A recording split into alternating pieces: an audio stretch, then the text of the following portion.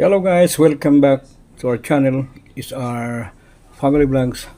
Once again, nandito naman po ako para ibahagi po sa inyo lahat tungkol po sa mga collectible na barya tsaka collectible na banknotes.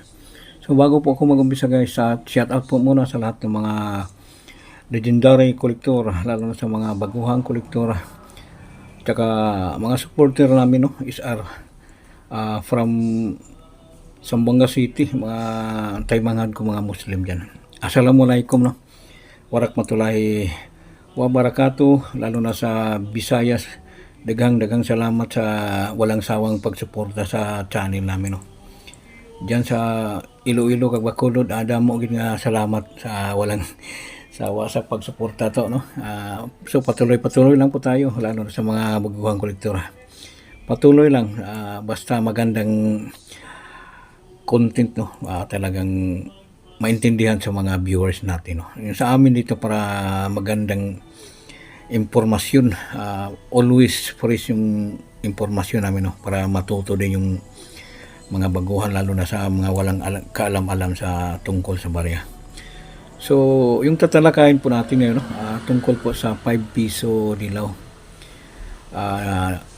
year 1999, no. So pasok na po ito sa semi hard to find. Focus po muna natin sa barya. Ito po para isa-isahin po natin, no, para maintindihan po sa nanonood. 1999 guys, no, patuloy po namin binibili. Pero wag po kayo mag-react agad, no, o mag-alok. Kailangan tatapusin nyo muna yung buong video para maintindihan nyo po. 1999, no, semi hard to find. Mahirap mo ito hanahanapin sa mga, lalo na sa mga baguhang kolektor, no. Pero i-compare natin itong dalawang barya kung alin dito ang binibili namin, no. Ito po, ito mas kakaiba siya kontra kanina, no. Yan, no. Ito po ang normal, no, sa right side ko. So pareha lang, no, year 1999 or